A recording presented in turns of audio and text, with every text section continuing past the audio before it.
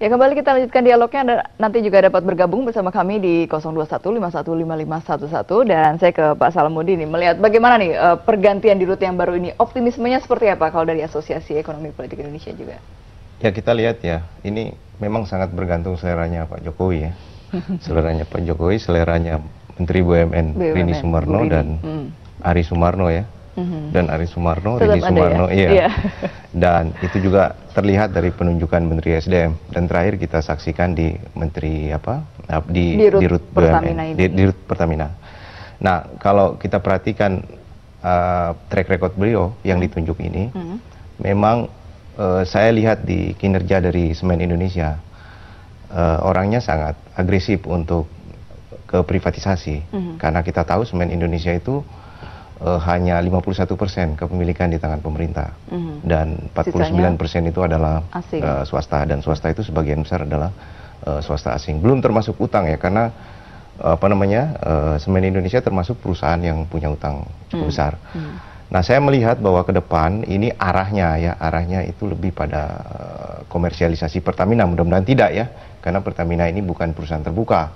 Nah, kalau kita lihat gayanya Dwi selama memimpin Semen Indonesia, memang Semen Indonesia diarahkan menjadi perusahaan terbuka yang benar-benar sangat bergantung pada pasar keuangan. Dan saya dengar ya sejak 2012, 2013, 2014 ini, wacana Semen Indonesia untuk mengambil global bond itu sangat kuat sekali. Sehingga mudah-mudahan rencana semacam ini tidak bawa ke Pertamina, karena Pertamina sekarang pun sudah menanggung utang luar negeri yang cukup besar.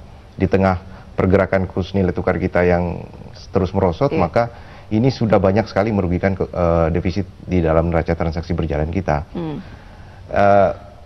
Kalau menyangkut apa yang akan terjadi di Pertamina ke depan, saya lihat tantangan seperti disampaikan Pak Qurtubi tadi memang cukup berat sekali ya. Cukup berat, terutama masalah tadi utang-utang Pertamina ini. Kalau kita lihat di laporan keuangan dia, 65% dari struktur keuangan Pertamina sekarang, liability-nya, kewajiban dan utangnya sudah mencapai 60% dari total aset dia. Sehingga tadi selain masalah-masalah terkait dengan bagaimana Pertamina menguasai hulu sampai hilir, ini juga kewajiban di pasar keuangan ini mesti menjadi fokus perhatian. Dan kita harus mengkritisi posisi Pak Dwi, karena beliau itu bisa saja menggabungkan antara kemampuan dia melakukan privatisasi dengan cara menjadikan Semen Indonesia sebagai perusahaan yang benar-benar terbuka dengan mengambil utang luar negeri. Nah, ini perpaduan yang sangat membahayakan bagi saya untuk urusan Pertamina ke depan. Karena kita bicara Pertamina, kita bicara kedaulatan negara, kita bicara kedaulatan di BUMN kita ini, supaya dia bisa menguasai minimal dari hulu sampai ke hilir dan tidak perlu bergantung pada pasar keuangan atau bahkan utang luar negeri yang seperti sekarang dia harus menempatkan itu sebagai prioritas. Ya, tapi pasti akan berbeda ketika menjadi di Semen Indonesia dengan di Rut Pertamina, karena sorotan akan lebih banyak ketika menjadi di Rut Pertamina. Mungkin akan lebih berhati-hati ini Pak Dwi-nya sendiri. Kalau kita lihat, saya coba bacakan ada di sebuah media online gitu, ada 3 garis utama yang dilakukan nanti oleh Pak Dwi ini terkait dengan ingin mewujudkan obsesinya untuk menjadikan Pertamina sebagai ujung tombak kedaulatan energi nasional. Yang kedua, akan melakukan efisiensi proses bisnis Pertamina baik dari hulu hingga ke hilir, dan yang ketiga adalah membenahi manajemen Pertamina untuk menjadikan manajemen yang lebih transparan. Boleh minta tanggapannya?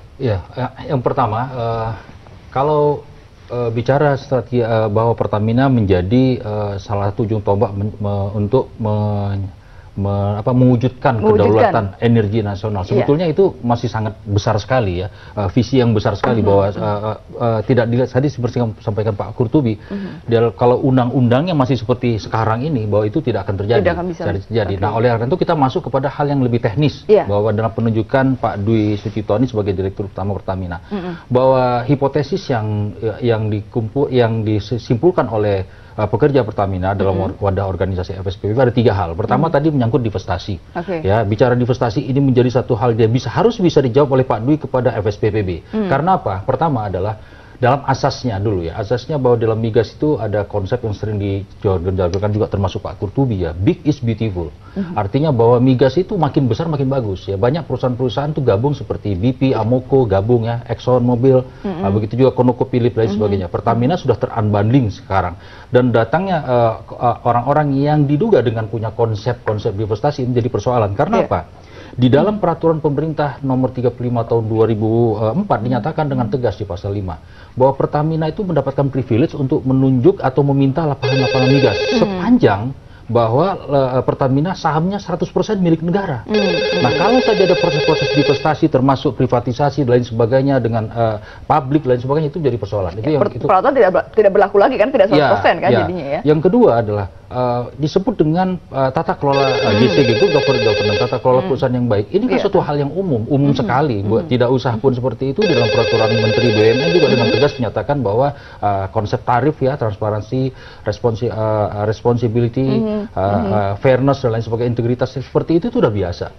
Jadi sebenarnya tidak ada terobosan yang baru gitu ya, untuk usia muda yang cukup muda gitu sebagai orang Pak. Setidaknya ada 6 katanya amanat dari Presiden Jokowi kepada Pak Dwi yang disampaikan di situ ya. Dari yang pertama tadi sangat besar sekali visinya bahwa yang menyangkut kedaulatan migas, kedaulatan energi. Tetapi yang 6-nya, yang 5 lagi itu menyangkut hal yang sangat teknis kecil, yang menyangkut subsidi BBM, efisiensi, itu hal-hal yang saya tidak perlu harus perubahan direksi.